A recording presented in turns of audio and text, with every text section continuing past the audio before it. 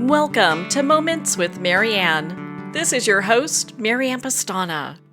And we're here today with special guest, Rachel Luna, who's here to share with us her new book, Permission to Offend, the compassionate guide to living unfiltered and unafraid. Are you tired of how things are, and it's time for you to be radically honest about yourself? Rachel Luna is here today to share with us that when you become unfiltered and unafraid, your life will change. So most people would never guess what Rachel has been through. Both her parents have passed. She survived a cancer diagnosis that upended her life. She served for a decade in the United States Marine Corps. But she started to notice that she was becoming a more watered-down version of her true self and started questioning every thought, decision, and action that she was making. And she had a revelation that her life would stay the same until she became radically honest with herself and others. So Rachel is a highly sought-after international speaker, certified master neuroscience coach, and the host of Real Talk with Rachel Luna podcast. Forbes named her one of the 11 most inspiring female entrepreneurs to follow on Instagram. So let's welcome to the show, Rachel Luna. Thank you so much for having me, Marianne. Great to be here. What an honor it is to have you here and to talk about this new book. What inspired you to write it? Oh my goodness. Years and years of keeping my mouth shut when I wanted to speak up. Years and years of feeling unseen and unheard.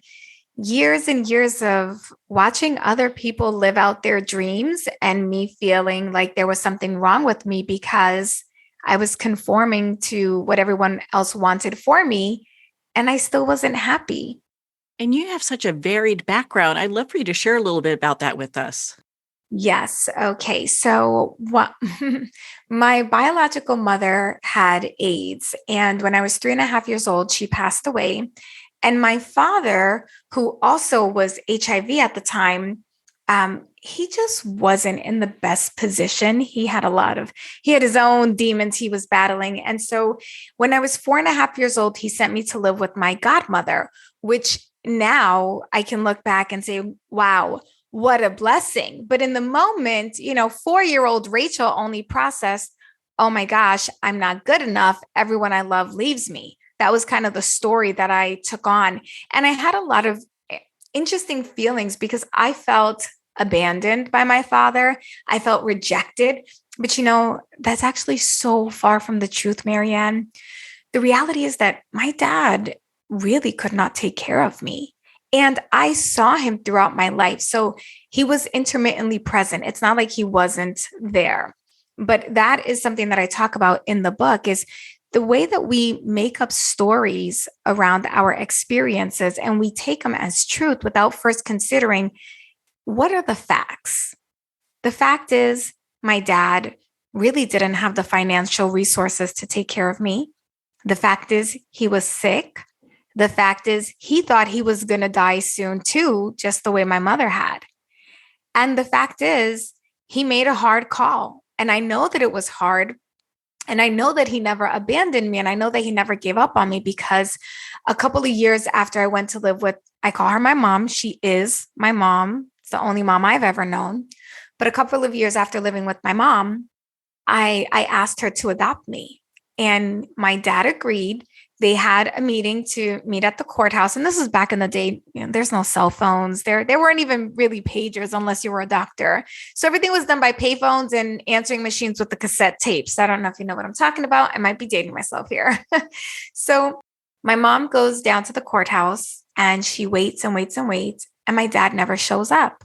She goes back home and she calls him and she's like, hey, what happened? And he says, I'm so sorry. I just couldn't give her up. Isn't that interesting? This whole time, I'm thinking my dad has abandoned me, given up on me. And in his mind, because he never signed away his parental rights, he had never given up on his daughter. So I challenge us all to think about the painful, the amazing, all of the experiences in our life where we're still feeling some type of way about, and just ask yourself, what are the facts and what is the story? Yeah, we all have so many stories in our head about different Mhm. events. And gosh, isn't that true? When we look at, when we look at our stories from somebody else's perspective, it is completely different. Exactly. It is. And then you get to recognize, oh, wait a minute. I am making decisions based on this false narrative.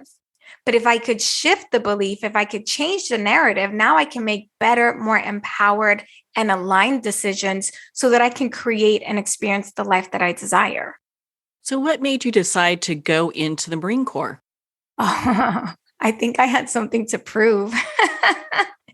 Honestly, I am 4'11" and a half.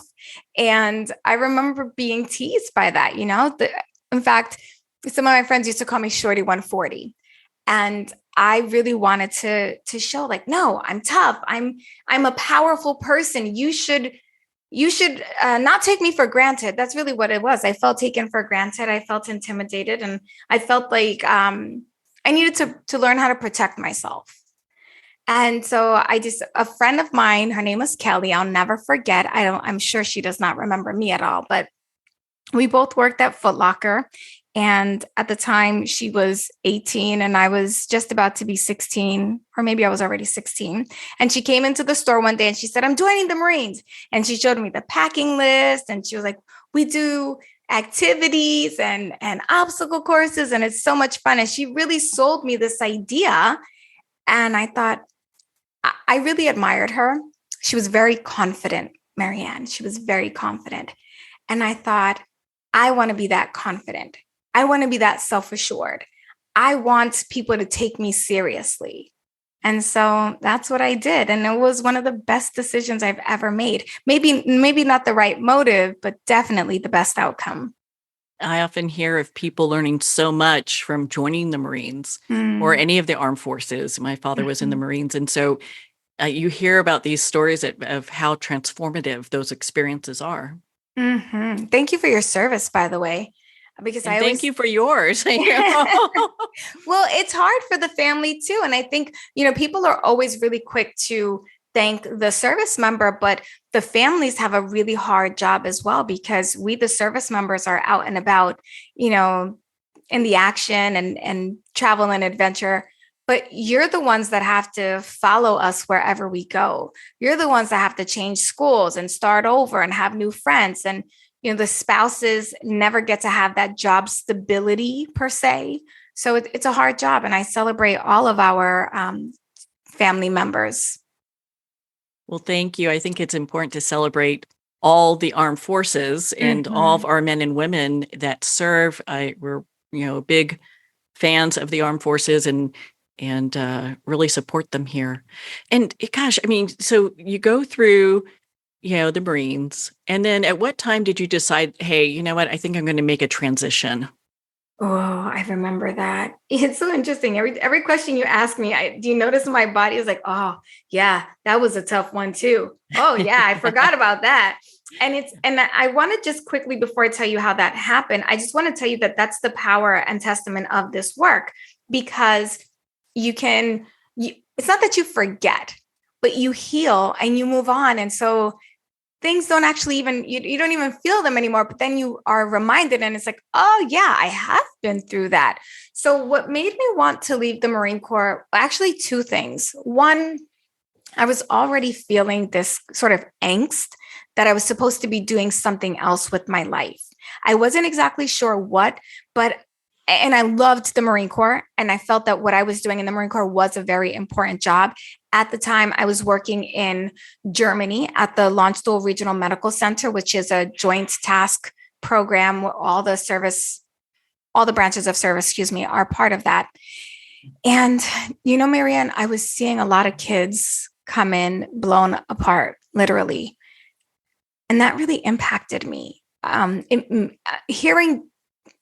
Hearing their dreams being stalled out made me want to help other people capitalize on life, not in the capitalistic kind of way of like making as much money as you can, although I think we should all be doing that too. Making money is a great thing. Um, but I mean, just really taking advantage of the fact that we get to live life. And so that was the first inkling. And then about a year or two later, I was transferred to another duty station, still in Germany. And that was where I was like, okay, look, I'm doing important work in the Marine Corps. I see that, but I'm not helping people live on their terms, right? In the Marine Corps, what was my job? As a staff NCO, my job was to execute the mission. The mission came down from the top, and then I disseminated it to the Marines below me. And of course, the mission mattered, but I was more interested in the individuals that I worked with versus the mission at hand. Does that make sense? No, that makes perfect sense, especially because I feel like our men and women in the armed forces, we just don't support them enough. When they're going through all these experiences and we just expect them to come back and be okay. And actually, that was something that happened to me as well, is that before that, I was stationed in Iraq in support of Operation Iraqi Enduring Freedom. At that time, I was in Marine Reserve, so I was not yet on active duty. And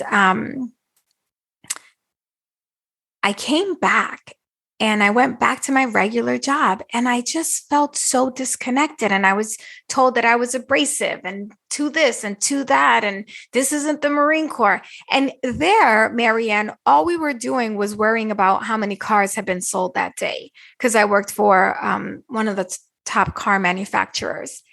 And I remember thinking, come on, people are getting killed overseas, and you people are worried about a spreadsheet and how many cars we sold. I didn't realize then that I was dealing with a mild form of PTSD. Or maybe it wasn't mild, I'm minimizing it, but I was dealing with PTSD that nobody had even thought to. And back then, by the way, we didn't talk about PTSD the way we talk about it now. Back then, it was still taboo to go see a shrink, right? And I would say a psychologist or psychiatrist now, but back then it was like, don't go see the shrink, you're going to get med-cept. So I left civilian life and I went back into the Marine Corps on active duty. And so what I want to say is that you're absolutely right, and we need to do better. And it was that desire for me to help my service members do better that led me to decide, okay, it's time. I'm going to help these people when they get out.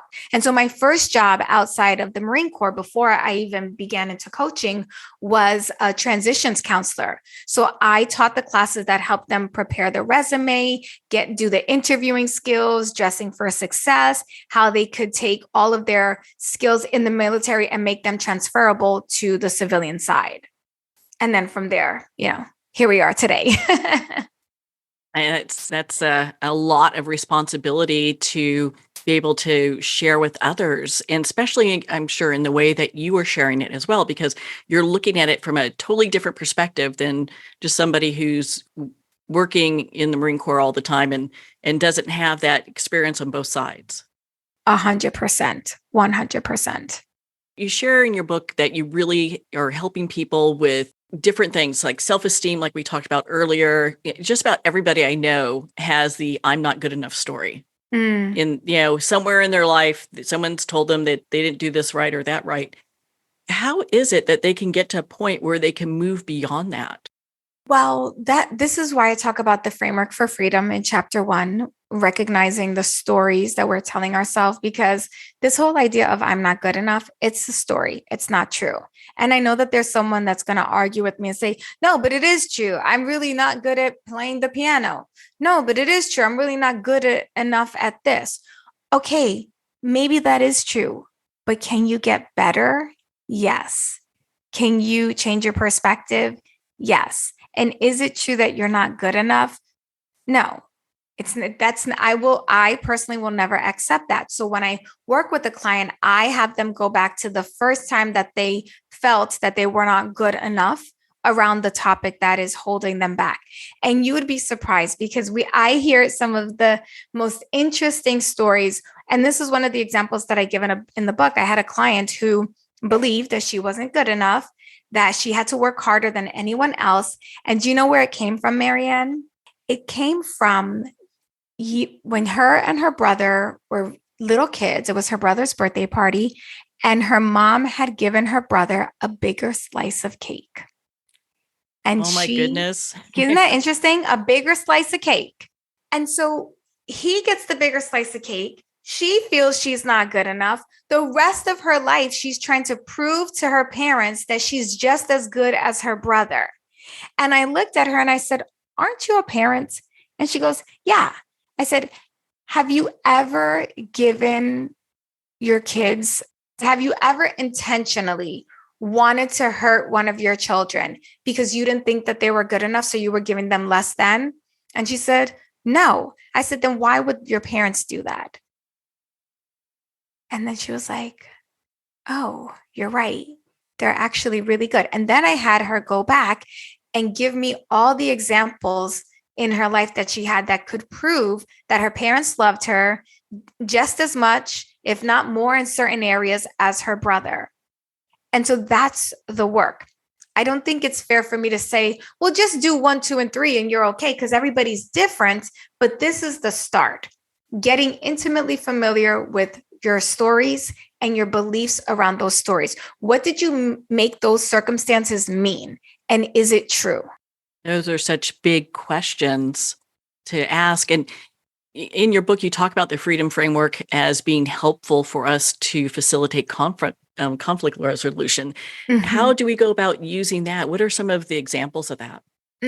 My favorite is my husband and I. My husband and I, Marianne, are so different. And we joke and say only love keeps us together because we are almost fundamentally opposed on almost everything. So, what we have really purposed ourselves to do, number one, is that we made a commitment that we're going to choose each other. And that's something that's really important that I speak about in the book as well, is making a decision and making it work. Giving yourself that permission to just make a choice. And so my husband and I have decided that we are going to choose each other every day because marriage is hard. But at the end of the day, we actually do love each other. So if we love each other, let's just figure out how to make it work. Well, we have very different beliefs. So how do we make that work? We are incredibly curious. We've trained ourselves to be curious. It wasn't always that way, Marianne. There were many times in the beginning of our marriage where I'd say something, he'd say something that I vehemently disagreed with, and then we would just both be pissed off and go to our corners. But now it's really, let me seek to understand you rather than fighting for you to understand me. And because I'm seeking to understand him and he's seeking to understand me, we're having more meaningful conversations. So one of the things I say in the book is curiosity is the key to clarity. The more curious you can be, the more connection you can create.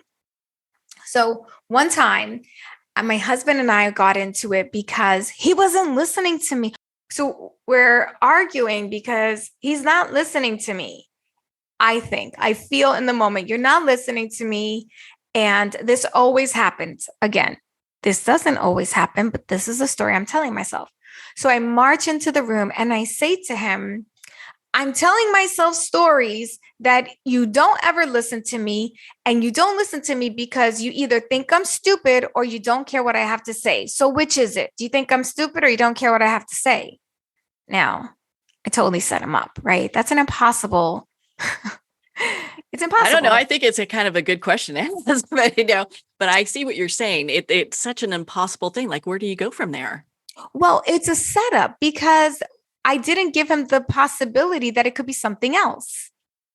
So he said that. Now, this is when finally I realized, man, my husband has really been listening to me all these years. And I was kind of pissed off because he actually started to use the work and I wanted an easy win. I wanted him to be like, you're right. I'm sorry. I do think you're stupid. Or you're right. I'm sorry. I never listened to you because I don't care what you have to say. Something, right? And then I could be like, you're a horrible husband, you piece of, I could be right in all these stories that I was building up in my head.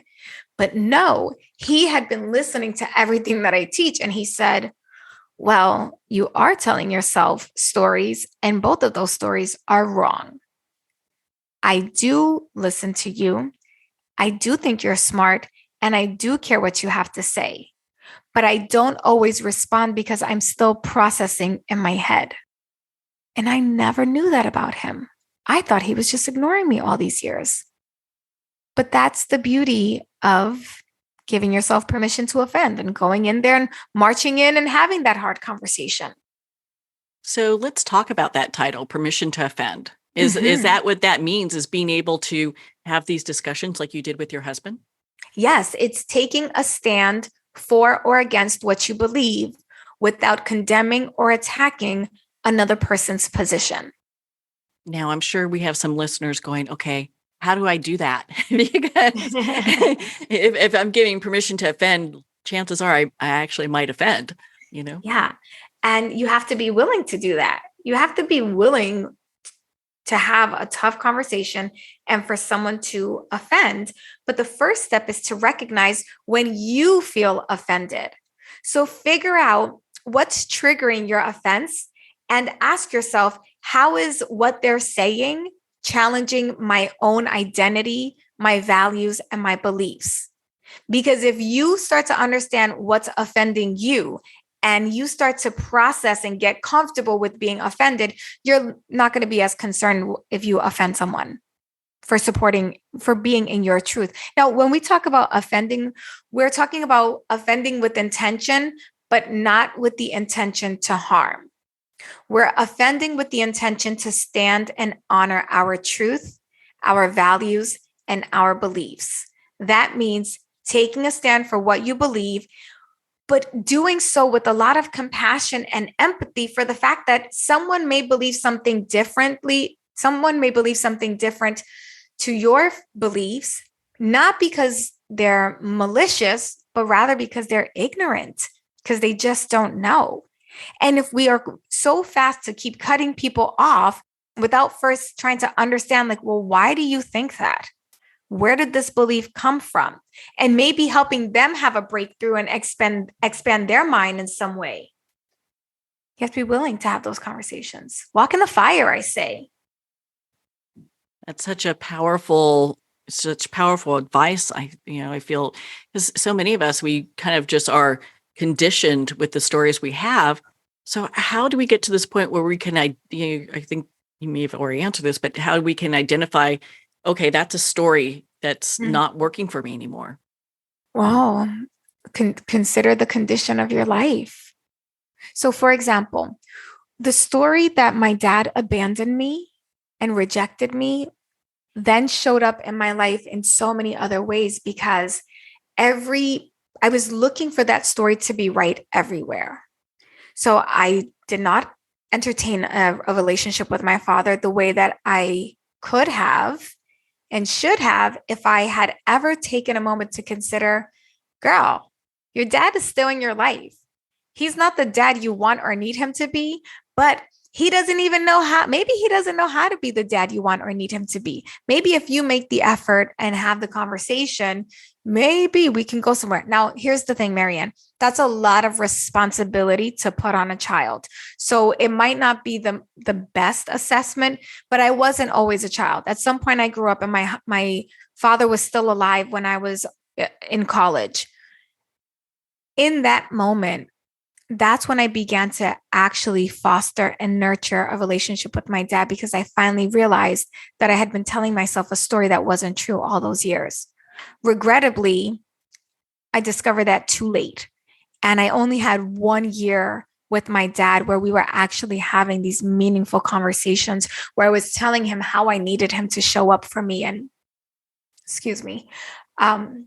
the way that I wanted to be loved and the way that I wanted to be acknowledged as his daughter.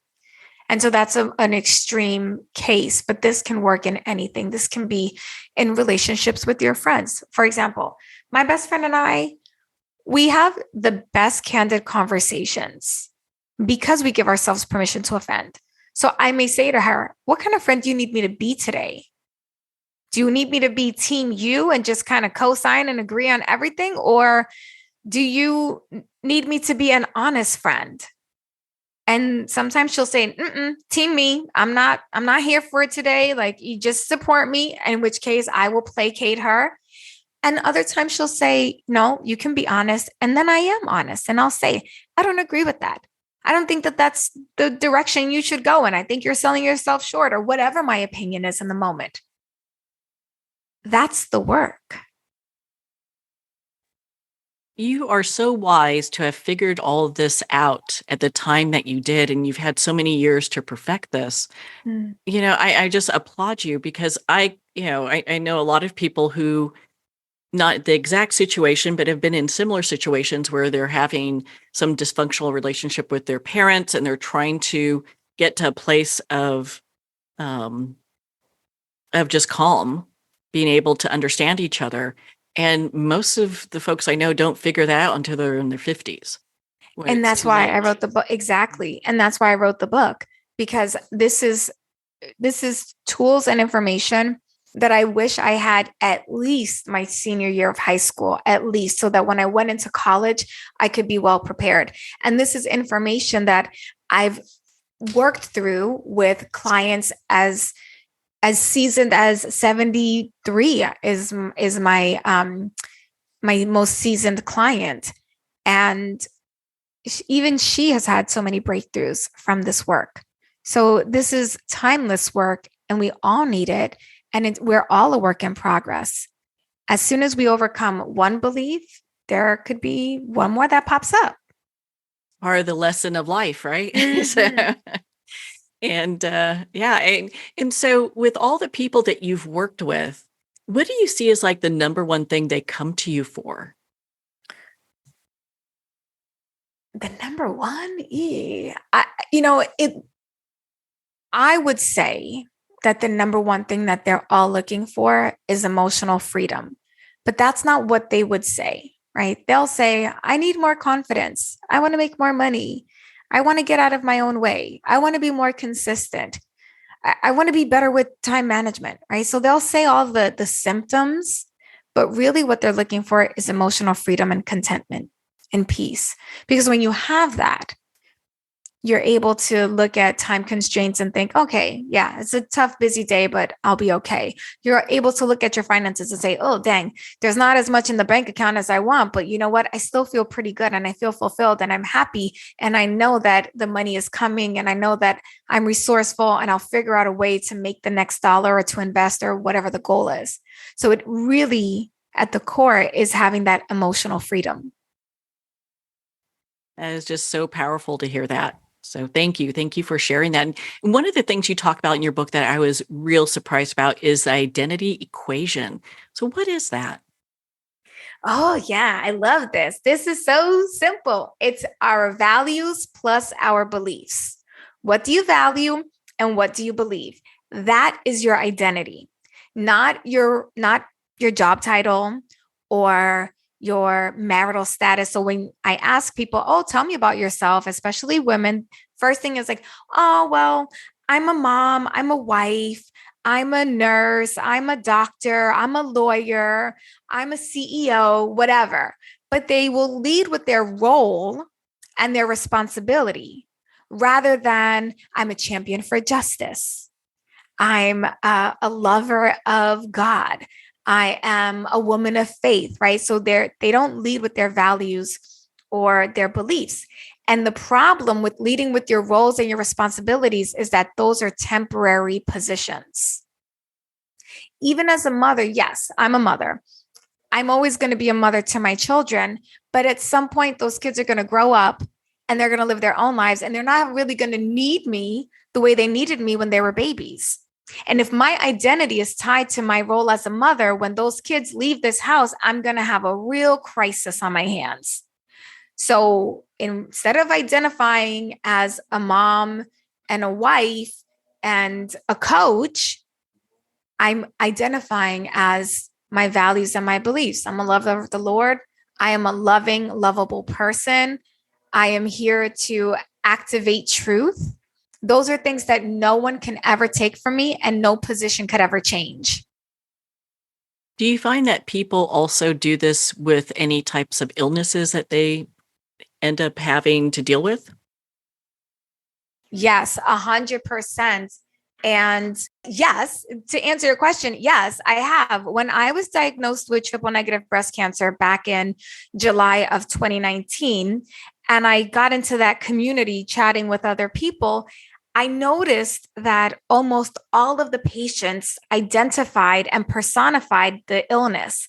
And I refused because I accepted that there was a diagnosis, but I didn't accept the prognosis, the negativity of it, right? I didn't embody or personify the diagnosis. I just accepted that it had been issued. And I thought that that was important because it's not my cancer. It's a cancerous tumor that has presented itself in the body. And I chose to look at it as a warning sign.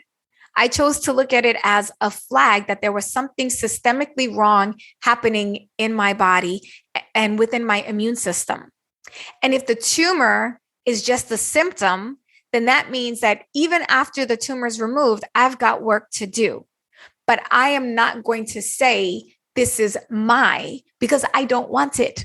I don't want to own it. I want it to go away. I don't want to keep it. So return to sender. I had a cancer healing journey. I am cancer-free today. I am grateful. I give God all the glory and the credit for that. I am thankful for the experience because it was a wake-up call to get my health together. There were a lot of warning signs, Marianne, a lot. And I didn't pay attention to them because I was so unfulfilled. I was chasing everything and not recognizing that I had already won. Why? Because I was telling myself a bunch of stories. I realized, man, we've got to adjust our priorities. And then the cancer came and it was like, okay, we've been talking about adjusting priorities. We've been talking about getting healthy. We've been thinking and wishing and hoping and planning, but now it's actually time to do. And here we are. So many people find themselves within that spot where they know they need to make adjustments. And when they wait, things end up showing up like that. Exactly. I mean, I did. In your book, you talk about going to bat for yourself. What do you mean by that? The belief audit time. I love this. This is something that really, really changed a lot for me personally, Marianne. So what you're going to do is you grab your journal. I'm a big journal enthusiast, and you're going to identify a limiting belief. Well, I identified the limiting beliefs first, but this actually could work even with the powerful beliefs, because what we want to do is we want to eliminate the limiting belief and we want to amplify the empowering belief. So you're going to spend some time thinking, okay, what did I set out to do this week? So maybe this week I want to pre-sell 5,000 copies of my book. Okay, great. What a great goal, right? Celebrate that. And then you're going to ask yourself, did I do it? And then you look and say, oh, no, I kind of came short. I didn't do that. Well, what were you thinking? Well, I was thinking, that's a lot of books to move. I was thinking, who's going to buy all these books? Where are they going to put it? Nobody's going to, and you just start going through all the limiting beliefs. Now, I can't even say those out loud because those are not true for me. And I'm like, nope, we're not even going to go there. But I want to give the example because this is what it looks and feels like, right? So it'll be these negative things that come in. And then you ask yourself, is this belief helping me or hindering me? If it's helping you, then let's amplify it. Let's amplify it by way of affirmations. Let's amplify it by way of setting reminders. Let's amplify it by sharing it with other people. Let's make it part of our DNA. If it's hindering us, then we need to make a change. So what's a better thought? What would be a more empowering thought? So in this example, a more empowering thought would be, wow, 5,000 is a lot. And it's scary, but it could be possible. And how fun will it be to just play around with the possibility? How fun would it be to just try? And who cares if we hit it or not? The goal and the fun is in the trying. It's in playing the game. That is a way more empowering belief. Wouldn't you agree, Marianne? Oh, without a doubt. Without a doubt. And it has me thinking, as people are going through their belief systems and just kind of identifying what they believe and if it's true, should they kind of investigate that? What are some things that they should really watch out for? I think that what we really should watch out for is the opinions of other people, because what we're taking in on any given day is what's replaying in the background over and over and over again. So we should be paying attention to who we're surrounding ourselves with. And also, I talk about this in the book. I talk about boundary bullies. And so, are there people in your life that are continuously crossing your boundaries and wanting you to prioritize their needs? Or are you the boundary bully? Are you prioritizing everyone else's needs over your own? Are you breaking promises to yourself? Because if you're doing those things, then it's creating dissonance. And dissonance is when we believe two different thoughts at the exact same time. So one possible example could be, I want to create generational wealth for my family. Great, awesome. The other belief is, we'll never get out of the projects. Well, those two beliefs can't coexist at the same time. If your belief is, I want to create a financial legacy for my family, my future, but you're surrounded by people that are telling you you're never going to make it out of the projects, well, something's got to go. You've got to put up a firm boundary around those people and not let them infiltrate your thoughts with their negativity, with their limited life experience, with their own limiting beliefs. I could not agree with you more. And, it's interesting when we have people in our ear kind of saying, oh, well, you'll never make that, or I don't see you getting this, or that job's never for you. Mm-hmm. It really kind of, in some ways, become like this self-fulfilling prophecy. That's right. In fact, there was this one woman when I was shopping the book around. I was so excited about getting permission to offend out into the world. And I had my book proposal and I sent it to a book proposal editor. I said, hey, what do you think of this? Can you help me, give me some feedback? Any place I can make it better? So I paid her fee for the review. And then she came back to me and she said, this book proposal needs work. I think we're 6 months away and, we'll get it as good as we can get it. But I wouldn't even start shopping this around until February of next year. By the way, she and I were having this conversation around July, end of July, beginning of August. And I had shared with her that I wanted a book deal by the end of the year. And so she said to me, no, no one is buying books over the holiday season. You're better off waiting until next February. And oh, by the way, it's $20,000 for you to hire me to help you with your book proposal. I am all for people charging their value and the value of their transformation. I wasn't mad at her prices, but they were not for me because I had already, it wasn't even so much the price, honestly, Marianne, because my husband, God bless his little heart, he was like, yes, this is the dream. This is your book. Let's do it. Let's make the investment. We'll figure it out. By the way, never in the whole 10 years of my business prior, did my husband ever get so excited to help me figure out a financial investment like he did with that one. But there was something in me that said, Rachel, that would be a foolish investment because you've already written a very good proposal. And you don't want to wait until next February. You want to start pitching now. You want to try to get the book deal this year. Now, this is where you have to give yourself permission to offend. This is where activating your truth, which is what I talk about in the first chapter, is so important. So I activated my truth and I said to the lovely young woman, thank you so much. I'm still going to go for it and we'll see what happens. If I get nothing, then, maybe I'll come and see you next year.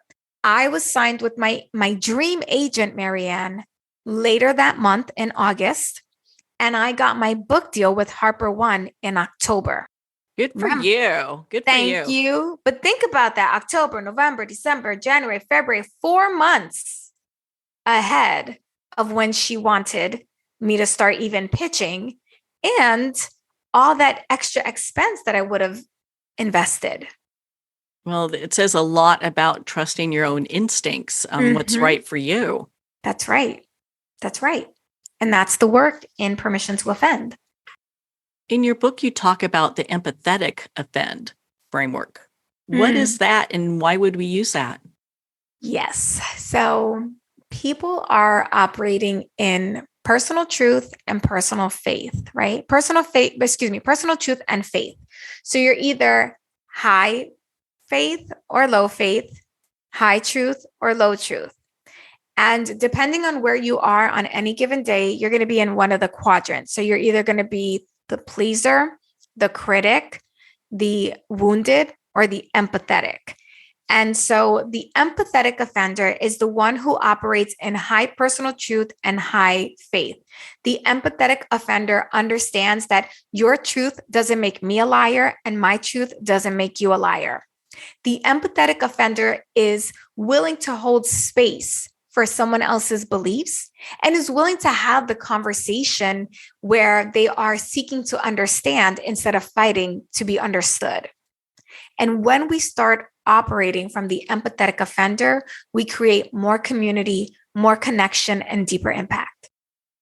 And it allows us to come from a place of such great empowerment. And compassion and empathy. Well, and so when we come from this place, what are some of the things that we will start to work through or overcome?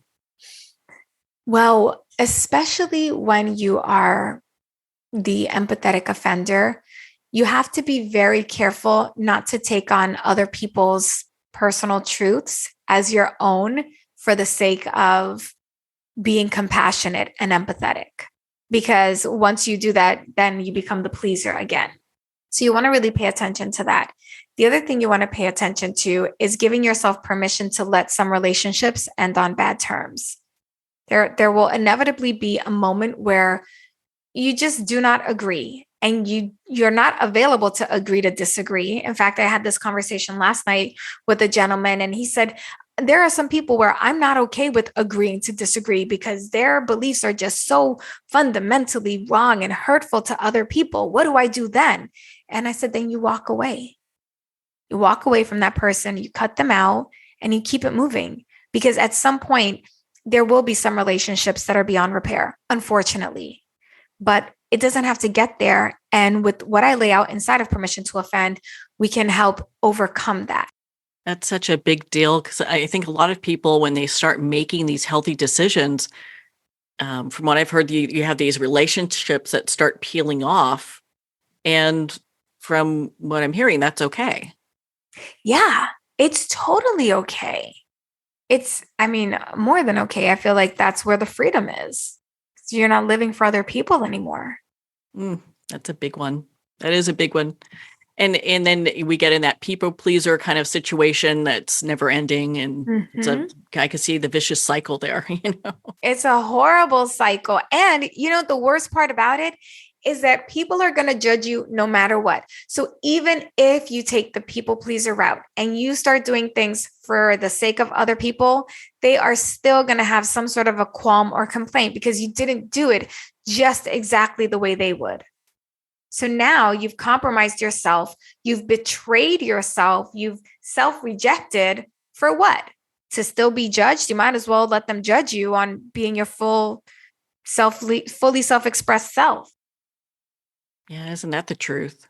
Well, and for those that have a hard time, saying no to people and even yes to themselves, how do they work through that? So I talk about enrolling other people in the vision. So if you don't want to say no to someone, it's because you think that they're not going to get a benefit from whatever it is that you want to do instead. So you really have to start identifying what's in it for them. What is in it for other people when I live my dreams? What's in it for the people that I care about when I start activating my truth?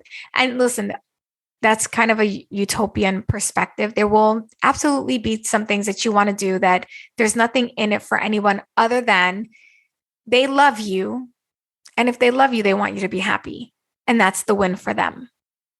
Another thing in your book I so loved was the 3-day self-integrity challenge. And I'd love for you to share about that. Yeah, this is so you can make sure that you are keeping your promises to yourself. One of the reasons why people fail to get the results that they want is because they're inconsistent or because they are consistently inconsistent. They are consistently breaking their own boundaries. And so now their brains are conditioned for failure, disappointment, rejection, depression, sadness, all those things. And I posture that you can actually change the experience by creating brand new neural pathways that prove and signal to your brain that you are successful, that you are victorious. So what you're going to do is you're going to pick something easy to do. Brushing your teeth. I know that sounds like such a gimme. You'd be surprised how many people don't brush their teeth every day. So this is your reminder. If you didn't brush today, go do that now. Anyway, or maybe I'm just hanging around too many teens because these kids are crazy. Anyway, so you're going to do something like brush your teeth, make your bed, take your vitamins, go for a 10-minute walk, whatever it is. But whatever you choose, make sure that it is a no-brainer, foolproof, cannot fail activity. And you're going to do this every single day for 3 days, 5 days, 7 days. Challenge yourself. And what you're looking for is after you do that, you're going to celebrate yourself so that the brain receives a reward, right? The brain needs pleasure and reward if it's going to create dopamine so that it can keep doing the things. So give yourself a little dopamine hit after you do the thing. And that is going to help you start keeping your word to yourself. It sounds so simple and so basic, but it is incredibly, incredibly powerful. I could see that being so powerful because we're really training ourselves to be able to keep our words to ourselves. Exactly. And it makes a huge difference. My goodness. Your brain literally changes. And there are studies on that. So it's not wishful thinking. There's science behind it. 100%. What are your final thoughts for our listeners today? What do you want them to take away from your book? I'd really like you to take away the fact that it's safe for you to own your truth. It's safe for you to take a stand for and against what you believe. And I know sometimes we see things happening around the world and we think the world is not a safe place. But if we were all doing this work together, the world would be a safer place. But first, it requires for you and I at the individual level to learn these tools and to be the change that we wish to see, to quote Gandhi. Well, Rachel, where can our listeners connect with you and learn more about your book and, of course, your amazing show that you have and be part of your community? Thank you, Marianne. So the podcast is called Permission to Offend, just like the book. So since you're already listening to a podcast, hop on across the street and subscribe to mine as well. You can also visit me at rachelluna.com. And of course, the book Permission to Offend, the Compassionate Guide for Living Unfiltered and Unafraid, is available across all bookstore retailers. Well, Rachel, thank you so much for taking the time to be on the show with us here today. Thank you so much. What a pleasure and an honor. Thank you for having me. Well, thank you, Rachel. It's been such an honor to spend this time with you and to talk about your new book, Permission to Offend, the Compassionate Guide to Living Unfiltered and Unafraid. Permission to Offend is available at Amazon, Barnes & Noble, and all indie retailers. And if you don't see it on the shelf, just ask for them to order it. And of course, remember to support our indie bookstores. You can also purchase this book directly from the publisher, Harper One, at harperone.com. Make sure to visit Rachel's website at rachelluna.biz. There she has great information on her podcast. She's got a great show. And she also provides opportunity to work directly with her in group settings and information on how journaling can change your life. Well, on that note, we're going to pause here for a quick moment, and we'll be right back after this message.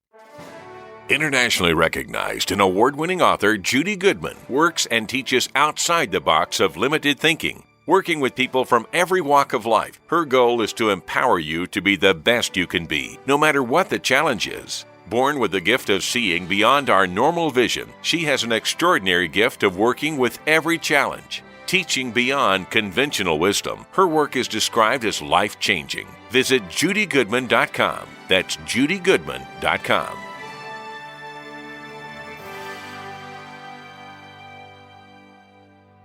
Have you ever had the sense that your thoughts might actually be doing something, Ancient secrets of manifesting have been masterfully revealed in the award-winning book Manifesting 123 by Ken Elliott. For the first time, the author's experiences and stories in this book describe exactly how your thoughts can create anything. You've been doing this all your life, but it's never been fully explained for you until now. Visit manifesting123.com for more information today. Manifesting123.com. There comes a moment when you realize you're somewhere special.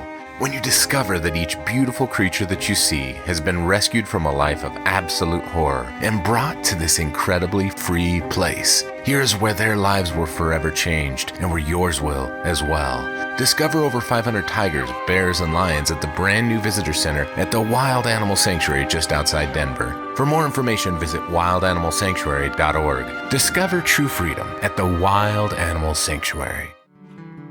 I'd like to thank Jason Eastwood at Guitarfulness for sharing his inspiring music and talent with us. His music is known worldwide for cultivating atmospheres of harmony, inner peace, and clarity.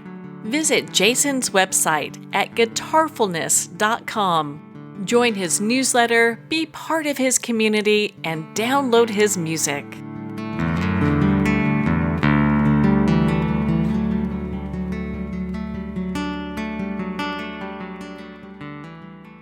Well, we're at the end of our time today. I'd like to thank everyone for tuning in. You've been listening to Moments with Marianne, where we make every moment count.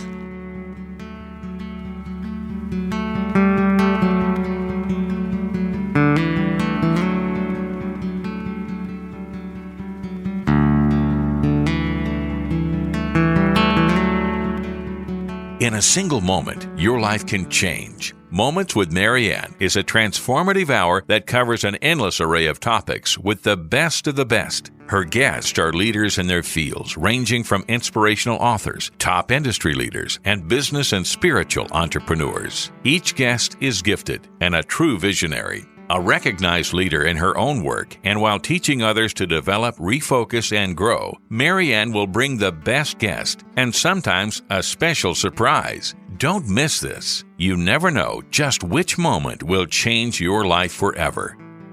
Make sure to tune in and visit momentswithmarianne.com for more information.